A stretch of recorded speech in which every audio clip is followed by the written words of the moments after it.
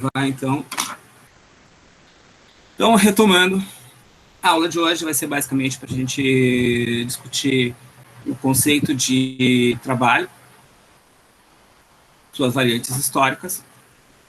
Na aula seguinte, a gente vai ver mais especificamente o que a gente vai chamar de divisão social do trabalho, que vocês viram isso de uma forma diferente, que vocês viram do ponto de vista da administração, vocês vão ver agora do ponto de vista sociológico, tá? Desde os primórdios da divisão social do trabalho, passando pelo Fordismo e pelo Toyotismo. Na última aula, a gente vai ver mais especificamente isso, vocês viram na administração, né? Vocês vão ver mais especificamente o trabalho nos dias de hoje. É verdade, vocês são da Info, eu esqueci, então vocês não viram, melhor ainda, né? Vai ser novidade. Na ADM facilita mais, porque eles já viram com uma outra perspectiva, mas como vocês não viram, então fica melhor. E vocês são da Info, me desculpem o erro, me desculpem a gafe, mas é que o conteúdo do terceiro ano é o mesmo, eu acabei me confundindo, né? Mas, então vamos lá. O primeiro ponto da aula de hoje. Vocês têm tudo isso no Moodle, tem lá na apresentação, né? Se vocês quiserem abrir para acompanhar, eu não vou abrir e projetar, porque minhas mãos não conseguem ficar muito paradas quando eu estou sentado, e aí a tendência é que eu comece a rolar o mouse, então vocês vão acabar se perdendo, tá? Primeiro ponto. Sim, porque aí até vai ficar girando, aí vai ficar meio estranho. Então é melhor eu não projetar, se você quiser acompanhar, repito, vocês têm lá no Moodle. Mas o roteiro é praticamente o mesmo que está lá na apresentação. Claro que agora eu vou falar ali, é só um esquema, e a gente vai, se tiverem dúvidas, levantem a mão. Primeiro ponto é uma definição bem geral, bem genérica, né? As discussões genéricas, elas têm um problema de que elas acabam não dizendo muita coisa, porque elas acabam sendo genéricas demais, mas mesmo assim, uma definição bastante ampla para a gente poder, pelo menos, ter um ponto de partida, que o trabalho é entendido como aquela atividade humana, um esforço na atividade humana, digamos assim, ou seja, aquilo que vai ser considerado como um esforço, né, com o objetivo de ter algum resultado, um objetivo de produzir, ter algum resultado. Isso a gente vai entender, então, como o conceito de trabalho. Trabalho no sentido bastante amplo. Se vocês forem fazer uma pesquisa mais a fundo, cada autor vai dar uma certa diferença para isso, mas não interessa nesse momento essas diferenças. O que interessa é a gente entender que o trabalho, num sentido geral, é entendido como um esforço. E aqui a gente tem um ponto importante, que a gente vai ter a primeira divisão do trabalho, que é o trabalho no sentido manual e o trabalho no sentido físico. Tá? O trabalho manual é todo aquele trabalho, então, que o indivíduo vai ter e que não necessita o uso de um grande raciocínio, porque o esforço vai estar relativo ao esforço físico. Tá? O principal agente, digamos assim, desse esforço é o corpo. A gente pode dizer que o trabalho do cozinheiro, não o mestre, mas o cozinheiro, aquele que tem um trabalho relativamente automático, né? Já sabe cortar ali, tranquilo, Thiago, não tem problema, cortar o tomate, essas coisas, a gente vai dizer que é o trabalho manual, né? O trabalho do pedreiro seria o trabalho mais clássico, mecânico, né? Se ele já sabe o que fazer, então o trabalho dele é praticamente um trabalho manual. O trabalho intelectual é aquele que o esforço é basicamente um esforço que não exige muito o físico, é um esforço que exige uma atividade mental. Não é à toa que vocês têm as provas e os trabalhos escolares. Os trabalhos escolares se enquadram muito bem nessa definição de trabalho intelectual, porque vocês vão produzir alguma coisa, o que importa não é o papel mesmo, porque o papel nesse momento não existe mais, né?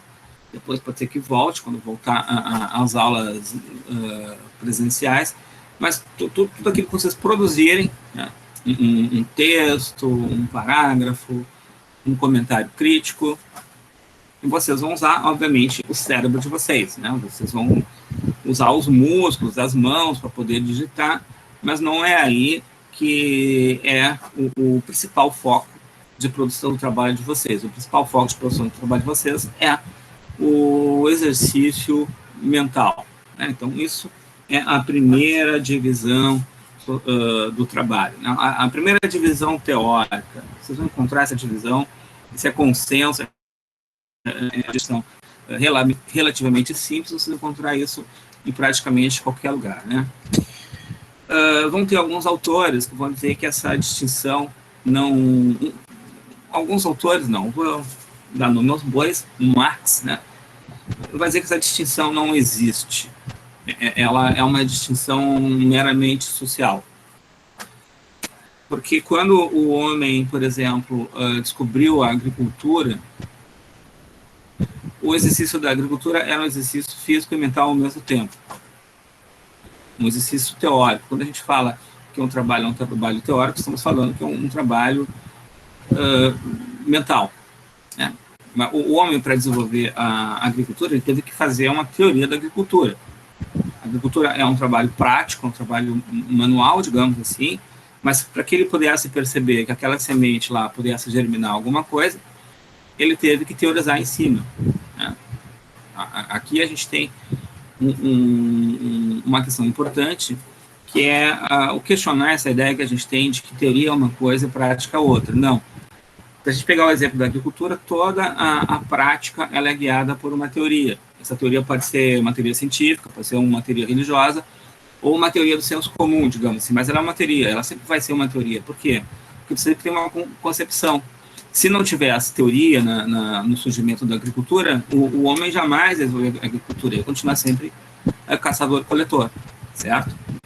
Mas para fins convencionais, a gente vai fazer essa distinção entre trabalho manual e trabalho intelectual.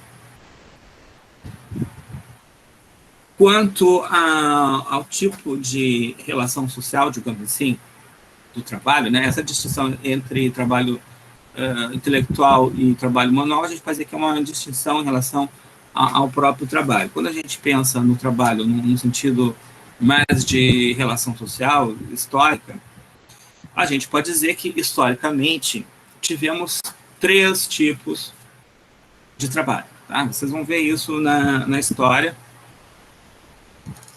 Há uma tendência que a gente tenha um novo tipo de trabalho. A gente pode dizer que nesse século XXI, né, nessa segunda década do século XXI, ou terceira década da segunda década do século XXI, caminhando para a terceira década, a gente vai ter um novo tipo de trabalho. Isso a gente vai discutir melhor na terceira aula, né, mas só adiantando um pouco. Mas, por enquanto, a gente tem 3 tipos básicos de trabalho. Que a gente viu isso de uma outra forma no primeiro ciclo, que são, quando a gente viu o conceito de classes, né? Trabalho escravo, trabalho servil e o trabalho assalariado. Vou começar pelo trabalho escravo. E aqui eu acho importante frisar uma questão que às vezes passa desapercebido, que às vezes a gente não percebe, né? Acabei de dizer uma redundância, que a gente não se dá conta que a gente tem a tendência a assimilar as informações, não processar direito e acabar naturalizando algumas questões. Em relação ao trabalho escravo, ou ao servil, ou ao assalariado, quando a gente caracteriza esse tipo de trabalho, a gente não está caracterizando o trabalhador. Não, a gente está caracterizando o tipo de trabalho. A gente está fazendo um conceito para aquele tipo de trabalho. Ou seja, estamos dizendo que aquelas condições sociais ou históricos sociais definem o tipo de trabalho, não o tipo de trabalhador. Por que eu estou falando isso? Eu vou dar um exemplo, vai ficar mais claro. Eu acho que eu já dei esse exemplo, mas sempre é bom frisar. Uma vez, dou aula de...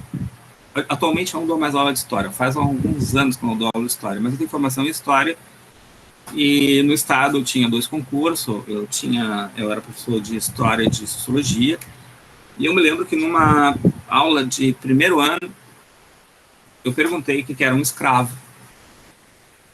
E o 90%, numa prova, né? 90% me responderam que escravo era um negro. Aí eu refleti, não, tem coisa de errado aí. Bem, então o negro, o africano, ele vai ser escravizado. Mas se eu disser que o escravo é um africano, eu estou limitando o conceito de escravo ao africano. E isso é problemático. É aqui que a gente não percebe, que a gente vai construindo o que estou chamando agora de racismo estrutural. Por quê? Porque a gente vai absorvendo essas ideias, a gente não as questiona e acaba pensando dessa forma. Tá? Então, repito, quando a gente fala em trabalho escravo, estamos falando não em um tipo de indivíduo, estamos falando numa condição de trabalho. Isso é importante. Mesmo porque, historicamente, e aí é um outro ponto importante, um outro ponto problemático, se vocês não estiverem acompanhando, tá, podem se manifestar.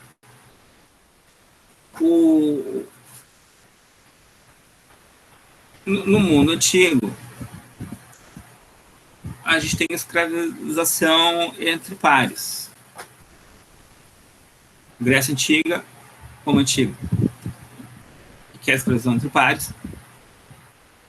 Tanto na Grécia como em Roma, né, tinha 2 formas de tu conseguir escravo. Uma, que é a forma mais clássica, entre aspas, de conseguir escravo, que é por meio da guerra. A cidade que perdeu vira escrava. E isso vai ser uma constância em todo o mundo antigo. A outra forma de obter escravo era por guerra, por dívida, né? A forma da guerra é a forma clássica, e a forma por dívida, a escravização por dívida, é quando eu faço um empréstimo, eu não consigo pagar esse empréstimo, e aí eu me torno um escravo daquele a qual eu sou devedor. Escravização, escravidão, basicamente características do mundo antigo e característica do Brasil colônia. Quando a gente diz que é característico, a gente está querendo dizer, olha, 90% dos trabalhadores do mundo antigo eram escravos. 90% dos trabalhadores do Brasil colônia eram escravos. Né?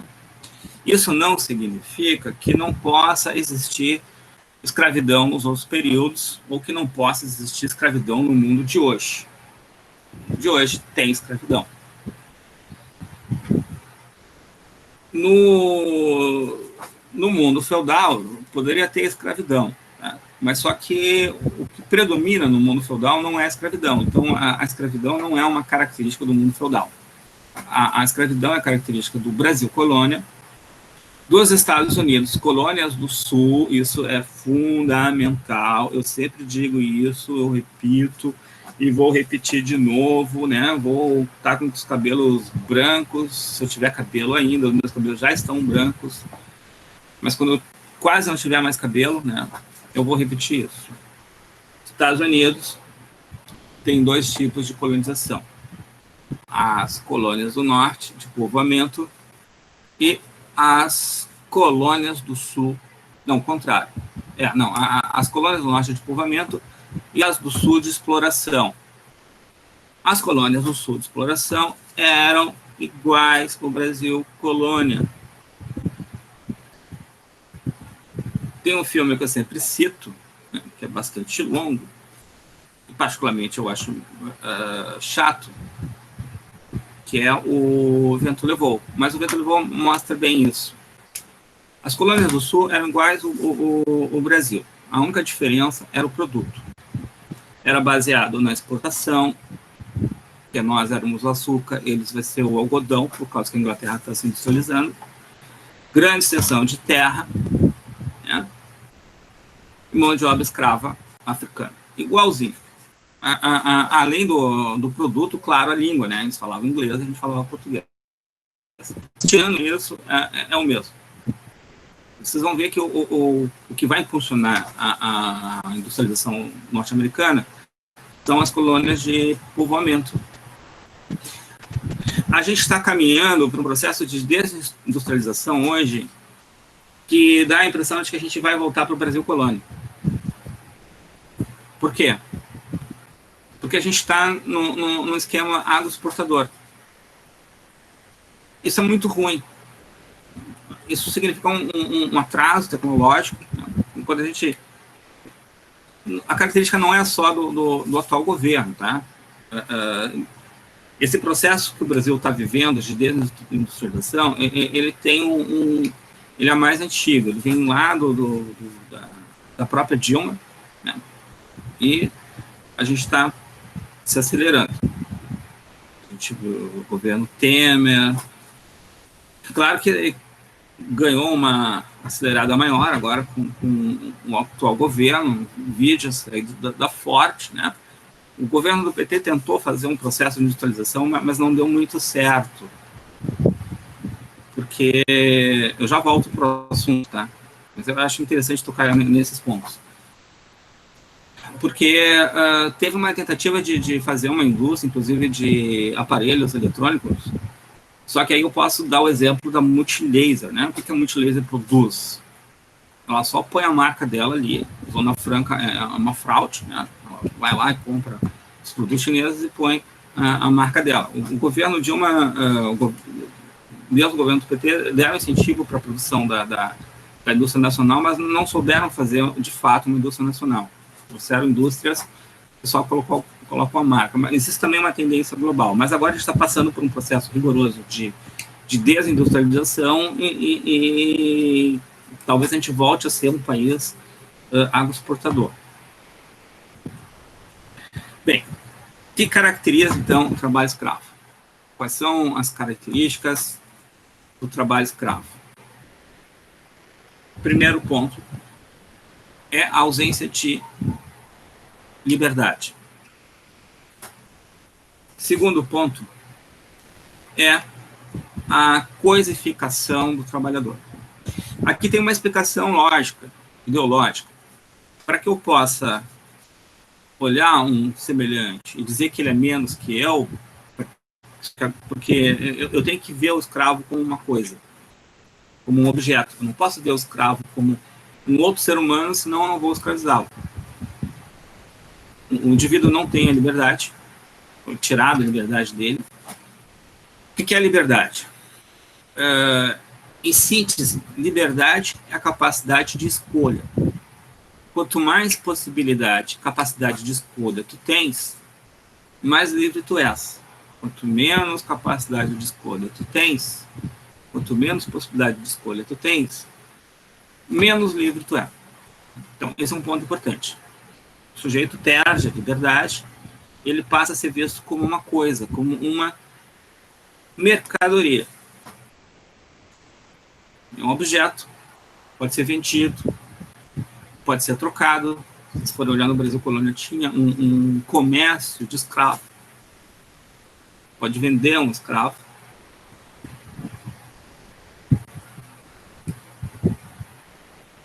E, atualizando a questão, no ano retrasado, eu fiz um trabalho com o segundo ano que ficou bem legal. Não sei se vocês devem ter prestado atenção ou se lembram, que era a atualização da questão do trabalho escravo para o mundo contemporâneo. Né? Hoje existe. Isso para vocês. A escravização é característica do mundo antigo, do Brasil colônia, mas isso não significa que ela não exista em outros períodos históricos. Ela existe em outros períodos históricos, inclusive no mundo contemporâneo. E aí eu vou fazer uma nota de rodapé, que é importante, que é o seguinte: numa história mais tradicional, aquele professor que leu os manuais que foram produzidos na época da ditadura, inclusive eu estudei dessa forma lá no meu primeiro grau na época. Segundo grau eu não tive história, eu fiz eletrônica, por incrível que pareça, eu fiz eletrônica, mas eu sou um péssimo na eletrônica, não sei fazer uma solda, por isso que eu larguei fora.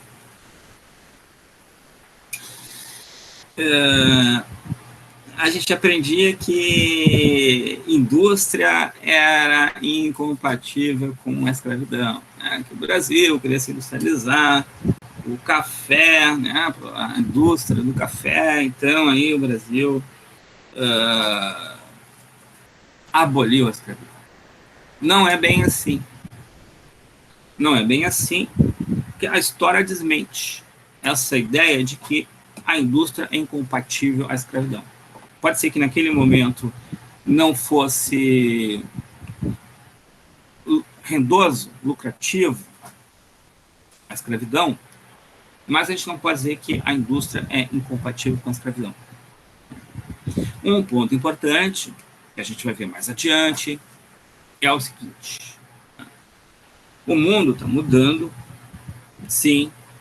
Essa última década, as mudanças são bastante intensas no mundo do trabalho. Eu vou deixar a terceira aula para a gente discutir mais essa questão do mundo contemporâneo. Essa mudança radical no mundo do trabalho. Na economia há uma mudança muito grande, a gente viu isso também o trimestre passado, né? Quando a gente discutiu a questão do PIB, a gente não tem mais aquele PIB como era no início do século XX, na época do Marx, que era um PIB basicamente da indústria, a indústria como o principal fator econômico, a indústria como o principal agente de geração de emprego, né? Mas isso não é verdade, porque a gente tem a Alemanha nazista, que vocês podem ver no filme de A Lista de Schindler, empregou o quê? Mão de obra escrava. Bem, se a indústria fosse, de fato, o oposto da escravidão, então a indústria alemã, né, a Volkswagen, a Bayer e mais uma série de outras empresas não teriam se utilizado da mão de obra judaica escravizada, né? Mais um exemplo de que a escravidão ela não tem cor. Né? E aí, o trabalho que a gente fez no ano retrasado era justamente uma atualização do trabalho escravo. Aqui no Brasil, tem 2 lugares onde tu acha trabalho escravo. Novamente na agricultura. No Rio Grande do Sul, se vocês procurarem, teve uma época que teve umas denúncias de mão de obra escrava na produção de maçã, né? O termo que se usa para entender essa escravidão contemporânea é um trabalho análogo à escravidão. Por que análogo? Por que a gente não chama de escravidão, né? Bem, aí é um debate teórico, tá? Aí é um debate teórico. as condições de fato são escravidão, mas a diferença nossa para o mundo do Brasil colônia ou para o mundo da Grécia, da Roma Antiga ou qualquer outra região ali do mundo antigo é que a nossa legislação não permite que a gente utilize o trabalho escravo. Não diretamente, mas se vocês acompanharem, há toda uma discussão lá no Congresso de flexibilização do trabalho escravo. Parece incrível, mas os caras estão discutindo a flexibilização, né? Aí eles dizem, não existe, é trabalho análogo. Aí, qual é o critério para ser trabalho análogo à escravidão? Aí os caras vão flexibilizando, né? Tem todos alguns mecanismos que escondem a escravidão. Porque, teoricamente, esses escravos, justamente porque são ilegais, não são uma mercadoria. Né? Mas é que é um trabalho ilegal, mas os caras ficam presos na fazenda. O fazendeiro tem lá seus jagunços, assim por diante, né? Acho que não me lembro em qual série que é, mas se é o Narcos ou se é o... Mas se eu não me engano, acho que aparece isso no Narcos, a escravidão em relação ao tráfico de drogas. Eles pegam os camponeses lá para produzir cocaína.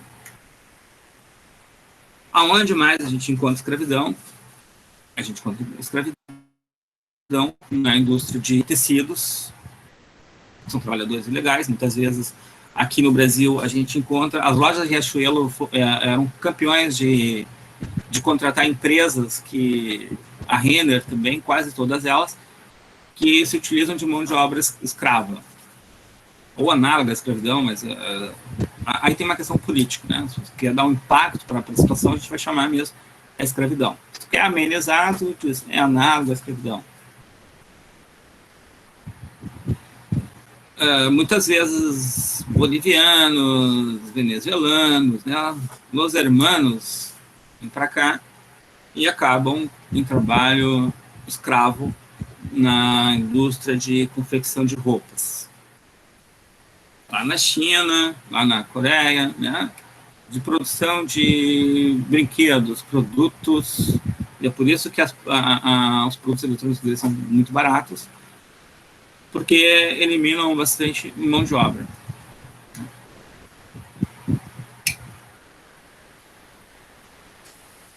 Tem a escravização sexual também. Os guria tem que ficar atento. Geralmente é um cara que se de fora, que vem para cá, acha a guriazinha na rede social, promete mil e fundos para ela. Quando ela chega lá, ela vira escrava sexual. Acontece, Pedro. Infelizmente acontece. Infelizmente acontece. Bem, então, isso é a característica do trabalho escravo. Né? O sujeito, a princípio, não tem liberdade. Ele não tem liberdade de escolha. Isso é uma característica importante. Né? Mesmo quando a gente fala em trabalho análogo, o cara acaba não tendo liberdade. Ele vai para a fazenda, ou passou uma novela sobre isso, Salve Jorge, eu não assisti. Mas isso acontece. E essa guria que vai para a Europa, muitas vezes ela acaba se tornando imigrante ilegal, então ela não tem nenhuma legislação que a proteja. Quando houve a queda do leste europeu, esses países que a gente admira, que são os países sociais democratas, tráfico de mulheres, tráfico de drogas, sequestro de mulher, né? Quando houve a queda do leste europeu, ali, aqueles países da Lituânia, Estônia, aqueles três pouquinhos ali, né? Lituânia, Estônia, esqueci o nome do outro, mas são aqueles nomezinhos lá, né? A região dos Balcãs, que era uma região relativamente mais pobre ali da União Soviética. Esses países que a gente adora, Finlândia, né, que são os países com maior IDH, melhor índice de Gini, que a gente viu, né, mas muitas gurias se tornaram escravas sexuais nesses países. São os países que dá até ajuda para o cara que é drogado, né? Dá uma droga para ele tem uma praça lá para se drogar e tudo. Países super progressistas, mas eles tiveram, logo depois da queda do leste europeu, muitas mulheres que viraram escravas sexuais nesses países maravilhosos. Bem, então, não tem escolha. É um objeto, não é visto como uma pessoa, isso é importante, não é visto como. Tá? Ele é uma pessoa, ele continua sendo pessoa, só que está numa condição de escravo. Não, tranquilo, Pedro, não tem problema. Acontece. Estamos em casa, não estamos na sala de aula, essas coisas acontecem. A sorte que os gatos não estão brigando, né? Tem 3 gatos, mas a última gata aí não foi muito bem aceita pelo Caramelo, que é o mais antigo, né? O Caramelo já vai fazer 10 anos com a gente e a Mimi tem 6 meses, ele não... Aí quando a gente vê, eles estão brigando. Ainda bem que eles não estão brigando agora. Então... Dá aula com barulho de gato brigando é meio estranho. Faz parte. Segundo tipo de escravo, segundo tipo de trabalho é trabalho servil. A gente já viu isso também, né? Já viu servidão. Mas agora o que interessa para nós é entender as características do trabalho servil. O principal característica do trabalho servil, tá? O escravo é um objeto, o escravo não tem liberdade. O servo, a mesma coisa, mas o que muda com o servo? O primeiro ponto é que o servo pertence ao feudo. Isso a gente já discutiu, eu creio, na aula anterior. O servo pertence ao feudo. Ele não pertence a um dono, ele pertence ao feudo. Isso significa que se o senhor feudal trocar, ele vai continuar preso à terra. Ele não tem a capacidade de trocar de terra. Se o senhor feudal dele perder a guerra para um outro senhor feudal e o feudo ficar com um novo senhor feudal, o servo continua ali. Ele vai morrer. Isso no auge da Idade Média, tá? Depois do Renascimento começa a mudar tudo, mas ele vai morrer ali. Agora, o que tem de curioso na servidão é o seguinte. Eu vou pegar aqui, porque eu sempre troco. Tá? O que tem de curioso na servidão é que, ao contrário do trabalho escravo e do trabalho assalariado, o servo fica com o que ele produz. Ele fica. Essa é uma grande diferença. No trabalho escravo, tudo que tu produz vai ficar com o dono, o teu dono. Trabalho assalariado é a mesma coisa. Tu produz, fica com o teu empregador. Tu vai ganhar um salário depois, mas se tu trabalha na Ford, que agora tu não trabalha na Ford, porque pelo menos no Brasil não tem mais Ford, né? Mas se tu tive a sorte de te contratarem estão falando agora, KOAK, né? Tu era empregado da Ford, agora passou a ser empregado da KOAK. Não sei até que ponto não é boato, mas há uma possibilidade da KO comprar a fábrica do K. Seria interessante. Só não sei quem é que ia arriscar comprar um KOAK, mas é preconceito, os carros chineses são bons e a KO seria uma produção nacional. Bem, tirando essa questão de lado, o fato é que tu, quando produzir o K, tu não vai ficar com o K. O K é da empresa. produziu o açúcar, produziu o algodão, não fica. Fica para o teu dono. Na servidão, tu fica. Por que tu fica com o teu produto? Porque aquele sistema não é um sistema capitalista. Aquele sistema não é um sistema de acumulação de riqueza. Aquele sistema é um sistema da honra, da aventura. E aí o que acontecia? Tu, como não acumulava coisas, tu não tinha o porquê, não tinha troca, recordando vocês, o sistema, o feudo era autossuficiente, então não tinha porquê tu acumular, tu simplesmente, né, precisava da comida, aí teu servo fazia o teu trigo lá, e entregava uma parte da produção, mas o grosso que ele produzisse era dele. Um ponto importante. O feudo, recordando, vocês devem ter visto essa história, dividido em 3 partes, tá? O manso servil, que é o manso servil, um pedaço de terra destinado ao servo. O manso senhorio, pedaço de terra destinado ao senhor feudal, ao senhor, e terras comunais. No manso servil, não, no manso senhorio, como é que funcionava? O servo trabalhava 9 meses para ele, e o resto do ano ele vai trabalhar no manso senhorio. Aí tudo que ele produzir nesse período do ano é exclusivo do senhor feudal, que é o que a gente chama de corvéia. Tá? A corvéia é aquele trabalho que o servo trabalha para o senhor pro senhor feudal.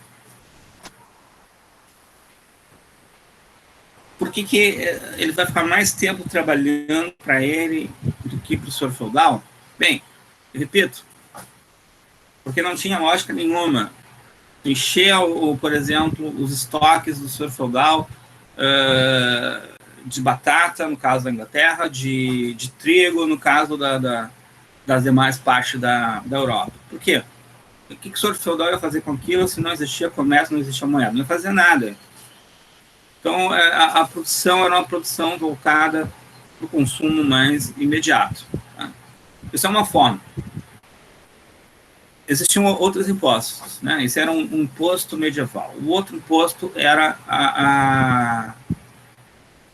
a talha. Aí, o servo trabalhava o ano inteiro para ele, mas ele paga. O que o servo paga para o senhor feudal? Paga o uso da terra. Ele paga 2 coisas, o uso da terra e a proteção. Tá? Na forma de trabalho, que é a corvéia, na forma de parte de produção, que é a talha. E para entender essa lógica, retomar lá o final do Império Romano. Tá? O Império Romano lá, bonitinho, gigante, dominando o mundo todo, né? Os Estados Unidos da época. Aí começa a vir lá os bárbaros, que vêm da Alemanha, conhecido como bárbaros germanos, depois que o Carlos Magno vai construir o império dele lá na Alemanha, mas até então a Alemanha era uma região de bárbaros. Começa a assustar a população do Império Romano. O Império Romano não tem mais condição de segurar esses germanos, mesmo porque o Império Romano não tem mais de quem roubar. O Império Romano chega num limite de expansão territorial, não tem mais de quem roubar, não tem mais regiões para anexar, porque tudo que tinha de civilização perto do Império Romano já foi anexado, só sobrou um bando de bárbaros, né? Sobram lá os árabes, que na época não tinham interesse nenhum para os romanos, então não conseguem mais dar conta de criar um exército.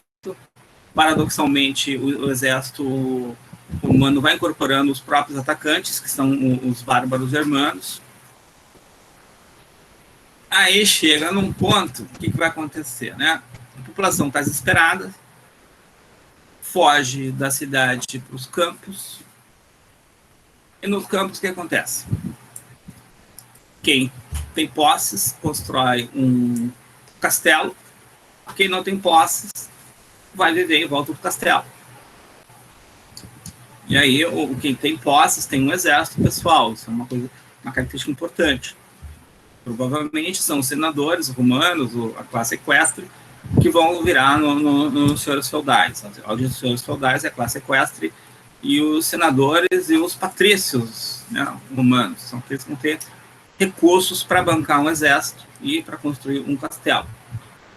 Quem não tem recursos, então, vai se submeter à guarda de um senhor feudal, ganha terra e, em troca, ele fica disponível para servir no exército, mas também para trabalhar e fazer esses suprimentos. Então, esse é um ponto fundamental, né?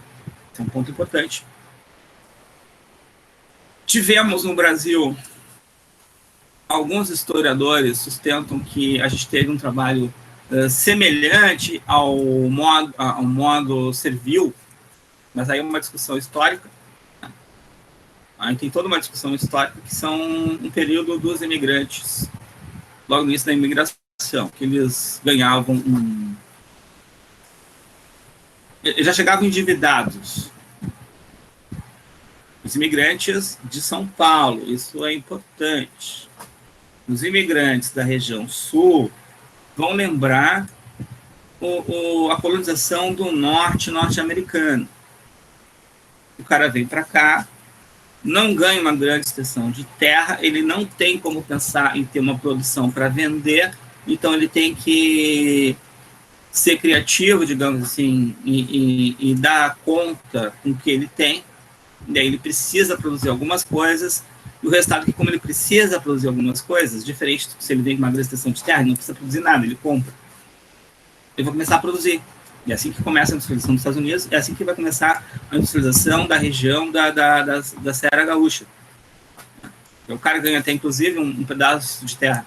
E ele vai resolver produzir vinho, mas a terra não é propícia a vinho. Tanto que uma boa parte da produção de vinho hoje do Rio Grande do Sul, da Serra, está indo para a campanha, porque ali tem um clima mais propício. Mas a necessidade levou o cara a produzir vinho num lugar onde não era propício. Ele vai produzir panela, né? Vai ter uma indústria de panela ali no início do século XX, final do século XIX. No século XX começa a ter uma indústria de panela ali. Por quê? Porque ele precisa. Ele não tem como comprar, então tem que fazer. Diferente do pessoal do Nordeste, que ganhou grande extensão de terra e não precisava fazer nada. Comprava, né?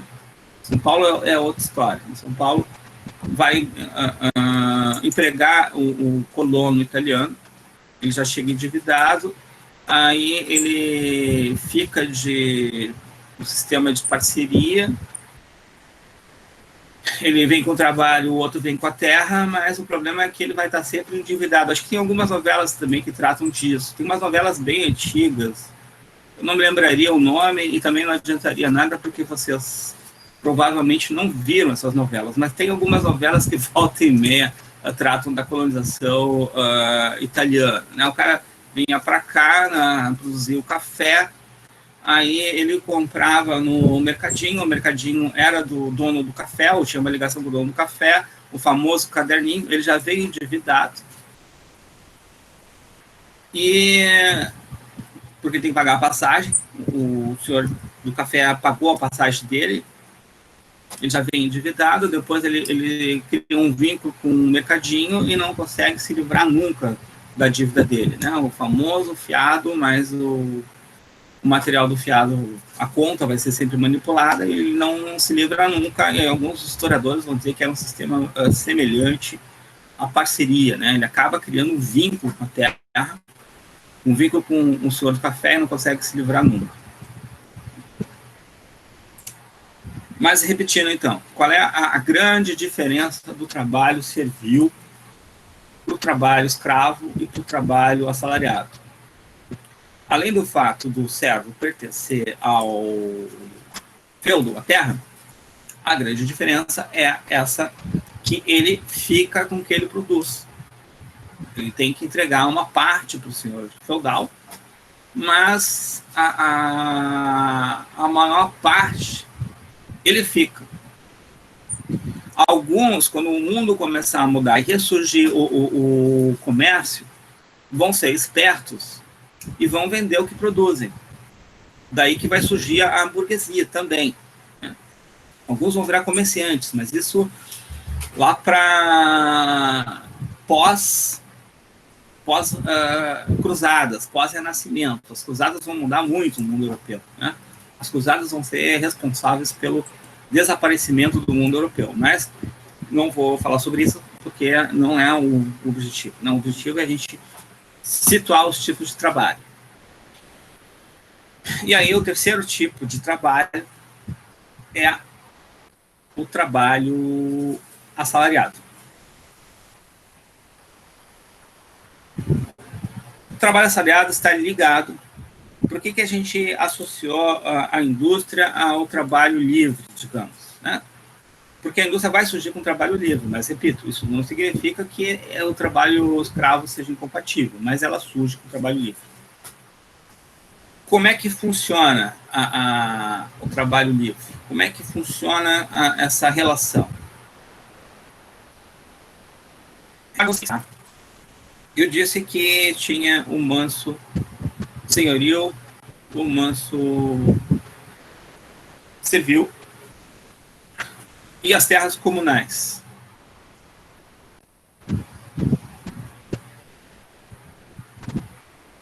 As terras comunais vão ser da onde vai vir o assalariado. A partir do Renascimento, o mundo começa a mudar e a gente pode dizer que ele vai progressivamente se tornando capitalista. O que é o capitalismo? O capitalismo é aquele sistema socioeconômico em que tudo se move pelo lucro. O mundo está mudando, a indústria continua sendo importante, mas o PIB maior é o setor de serviço. A indústria foi a grande produtora de emprego, não é mais, isso é importante dizer. Dizer que a Ford foi embora porque o custo do trabalhador brasileiro é muito alto é mentira. Por quê? Porque a indústria automobilística hoje ela não usa trabalhador, ela usa robô. São robôs. O robô não tem salário, não tem legislação trabalhista para robô. Claro que a gente sofre com o emprego porque tem toda uma série de empresas em volta da indústria automobilística, como, por exemplo, as concessionárias. Né? As concessionárias da Ford, a maior parte vão fechar, óbvio, porque a Ford vai ficar só com os carros a partir de 150 mil. Né? E quantas pessoas têm condições de comprar um carro de 150 mil? Muito poucas. Então, a maior parte das concessionárias da Ford vão fechar. Os fornecedores, etc. Mas a própria Ford não tem problema com o trabalhador, porque ela não tem muito trabalhador. Perto do que era há 20 anos atrás. Vamos dizer que o custo do trabalhador é alto, por isso que a Ford foi embora. Não, isso não é verdade. Se usa robô. As empresas em volta da Ford, sim, mas a questão é que a Ford usa robô. O sistema é o capitalismo, é a lucratividade. A Ford está embora para buscar mais lucratividade. A gente também viu isso o ciclo passado. Eu comentei com vocês que, por incrível que pareça, esses carros mais caros aumentaram a venda deles. E esses carros mais baratos, como o K, por exemplo, que era o que a Ford vende, né? Tirando a exceção do Onix, tiveram uma queda bem grande no volume de vendas, mas os carros a partir de 150 mil, muito pelo contrário, aumentaram o seu número de vendas. Né? A gente gente tem um número grande de desemprego, mas a gente tem um número grande de gente ficando mais rico ainda. Bem, quando o capitalismo está surgindo, a relação com a terra muda. Esse é um ponto importante. A terra, na Idade Média, não tinha valor nenhum. Tu simplesmente não valorizava a terra. A terra era só um pertence teu, mas ela não tinha nenhum vínculo com ela. Era teu... Não era o que movia o indivíduo.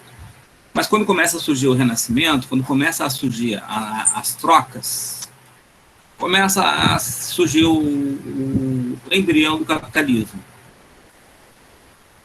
E aí a gente vai tendo o que a gente vai chamar de revolução agrícola, que precede a revolução industrial e que ajuda a revolução industrial.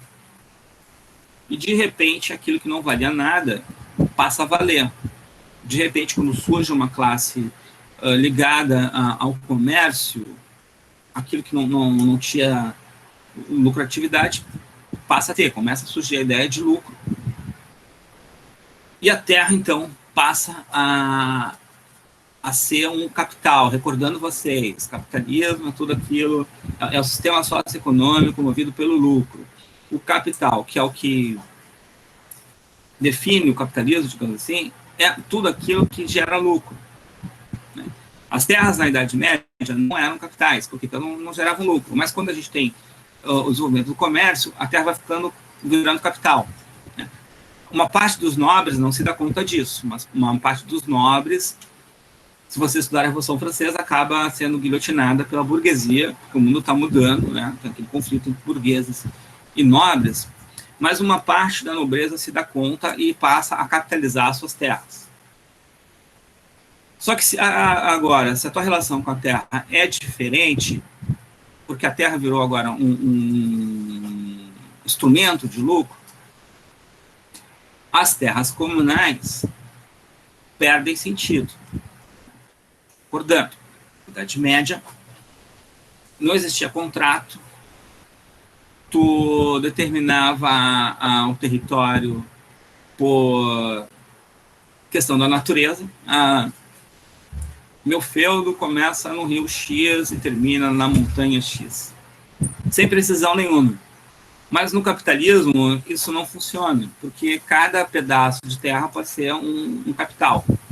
Então, no capitalismo, a gente vai criar o contrato. A história do fio do bigode lá dos seus medievais não funciona mais. E aquelas terras comunais, que eram terras comunais, justamente porque o senhor feudal não tinha controle de tudo, as terras ficavam soltas. Vocês já estão cansados, né? As terras comunais ficavam soltas. Aí tinha a figura do senhor de pastor de ovelhas, que sobrevivia naquelas terras, mas quando a terra começa a se tornar uma capital, as terras comunais deixam de ser comunais, elas passam a ser cercadas. E o que vai fazer o senhor, esse pastor de ovelhas? Vai procurar uma fonte de renda.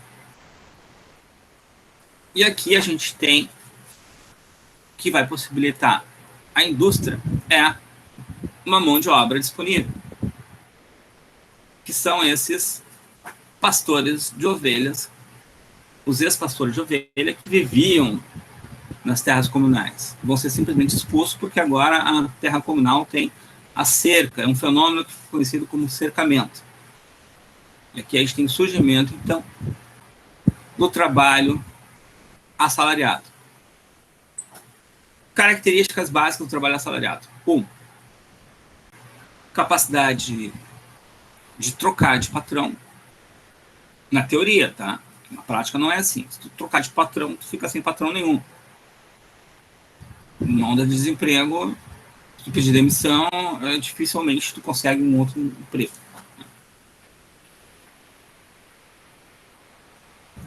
Isso tem a ver, só para terminar, para deixar bem visível, também com a Revolução Francesa. O princípio do trabalho assalariado tem uma ligação com com a Revolução Francesa. Qual é o princípio da Revolução Francesa? Liberté, égalité, fraternité. Todos são iguais perante a lei. O princípio do trabalho assalariado também tem uma relação com a democracia. Qual é a relação? No escravo, o sujeito é um objeto. No servo, ele é visto como um ser inferior ao senhor feudal. No mundo contemporâneo capitalista, teoricamente, todos somos iguais perante a lei, jurídica e politicamente. As diferenças no mundo do capitalismo são econômicas, mas a princípio, né, justamente porque tu é livre, tu não pertence a um empresário e tu, teoricamente, pode transitar de um emprego ao outro. Tu não tem nenhum vínculo. Como tu não é um objeto, não tem nenhum vínculo. E, a princípio, tu recebe pelo teu trabalho. Tu recebe na forma de salário. Aí tem toda uma teoria a respeito do que é salário, que a gente não vai entrar em detalhe. Já são 4 horas. Dúvidas?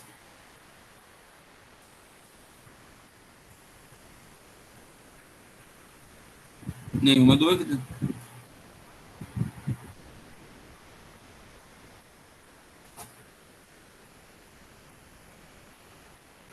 Então tá bom.